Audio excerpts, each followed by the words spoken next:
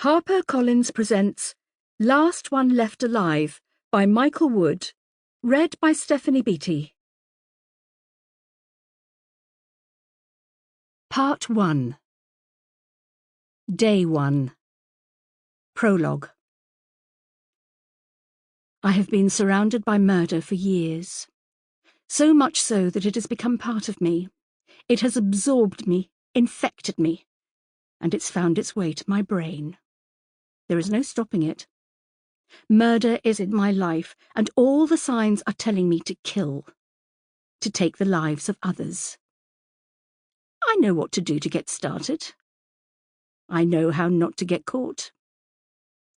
On the 2nd of January, 1981, Peter Sutcliffe was stopped by police with 24-year-old sex worker Olivia Reivers on Melbourne Avenue, right here in Sheffield. A routine police check found the car had false number plates. He was arrested and transferred to Dewsbury Police Station in West Yorkshire.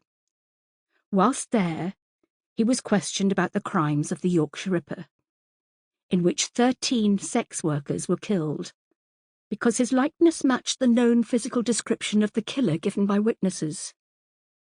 The next day, Sergeant Robert Ring had a hunch, and he returned to Melbourne Avenue in Broomhill, where Sutcliffe was arrested. During his arrest, Sutcliffe had told the police he needed a pee and went behind an oil storage tank. There, Sergeant Ring found a knife, a hammer, and rope that Sutcliffe was most likely intending to use on his next victim, Olivia Reivers. It wasn't long before Sutcliffe was identified as the Yorkshire Ripper and charged with 13 murders. Had Sutcliffe become complacent? I think so. He'd successfully killed 13 women. He must have thought he was untouchable. Dennis Nielsen dissected his victims and flushed them down the toilet. Eventually the drains became blocked, and a plumber was called who found skin and bones clogging up the pipes. That really was foolish. David Berkowitz received a parking ticket for parking illegally in front of a fire hydrant, and Joel Ritkin was caught driving without any licence plates with a body in the boot of his car. They were all caught unnecessarily. A little more brain power, a touch more attention to detail, and they could have continued killing for as long as they wanted to. The secret to a successful killing is to never let your guard down. Ever. By all means, taunt the police with your crimes. That's what I intend to do. But the key is to remain calm, in control, and always keep one eye on the investigation. The first step is to know the mettle of the detective who's going to be hunting for you. I know everything there is to know about Detective Chief Inspector Matilda Darke. She has an exemplary record in catching murderers, and the odds of catching me are greatly in her favour. The question here is, can she find me before I physically and mentally destroy her? Deep breath. Let the games begin. From 5EW4HTU9@hotmail.com.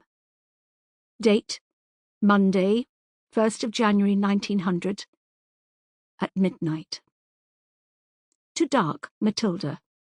matilda.darke@southyorkshire.police.co.uk. Subject, 1 of 5. Hello, Matilda. I've committed the perfect murder. How's that for an opening line? Let me see if I can guess what you're thinking. You're probably thinking I'm some kind of crank who's a few sandwiches short of a picnic, as my mum likes to say. Maybe I'm a fantasist who wants to confess to a murder he hasn't committed just to get a bit of attention. Or maybe I'm being truthful. Now you're thinking that there's no such thing as the perfect murder. Nobody can get away with killing someone, especially in this day and age with advances in technology, forensics, and DNA profiling. Well, I'm sorry to break this to you, Matilda, but the perfect murder does exist. I know. I've committed 5 of them. You're an expert in Sample complete. Ready to continue?